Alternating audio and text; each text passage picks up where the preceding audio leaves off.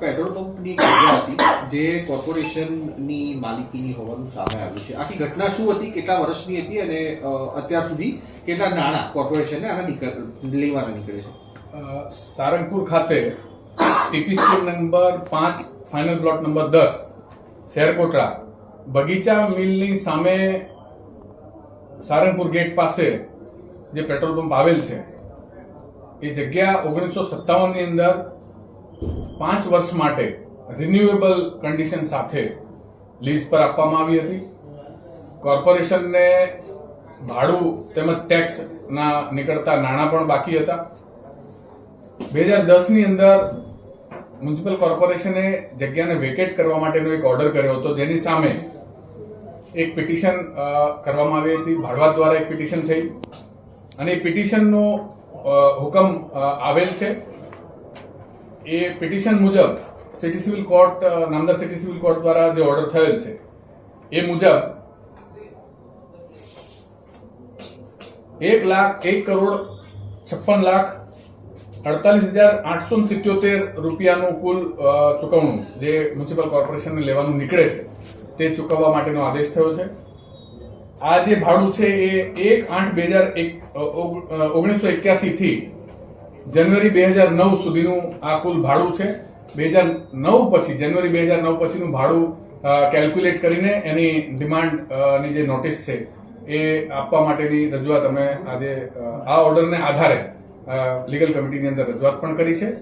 અને આપણા બાકી લેણાની સાથે જગ્યાનો જે કબજો છે, હવે કોર્ટનો ચુકાદો આવી ગયો છે એટલે જગ્યાનો જે કબજો છે એના માટેની પણ જે કાયદાકીય પ્રક્રિયા છે એ કરવા માટેની સૂચનાઓ આપી છે.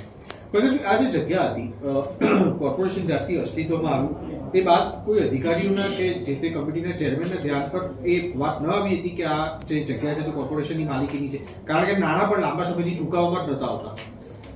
નાણાં આપણા 1/8/1981 થી ચૂકવવાના એમના બાકી હતા, જે જાન્યુઆરી 2009 સુધી કુલ કેલ્ક્યુલેટ કરીને મેં આપને આંકડો આપ્યો છે. 1,56,48,877 રૂપિયાનો બાકી છે.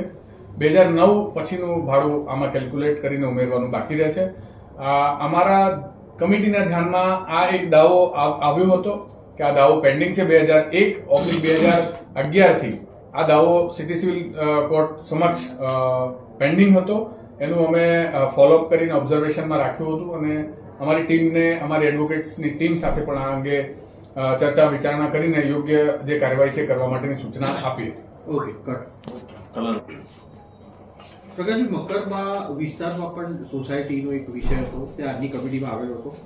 શું આખો મામલો છે અને શું અત્યારે લીગલ કમિટીમાં ચર્ચા કરી? અલીફ રો હાઉસ નામથી મકરબાનો જે ફાઇનલ પ્લોટ નંબર છે, સર્વે નંબર છે 84/A, એની અંદર ટીપી ફાઇનલ થઈ ચૂકી છે. એમાં મ્યુનિસિપલ કોર્પોરેશનનો રિઝર્વ પ્લોટ છે. એ રિઝર્વ પ્લોટની અંદર આ અલીફ રો હાઉસ નામક વસાહત છે, જેની અંદરથી 3 ગ્રુપની અંદર અલગ અલગ પિટિશનરોએ પિટિશન કરવામાં આવેલી હતી, જેનો ચુકાદો 24 તારીખે આવી ગયેલ છે. અને એ ચુકાદા મુજબ આ જે જગ્યા છે એની હકીકત એવી છે કે મકરબાની અંદર 84/A જે છે એ ટીપી સ્કીમ ફાઇનલ થઈ ચૂકી છે.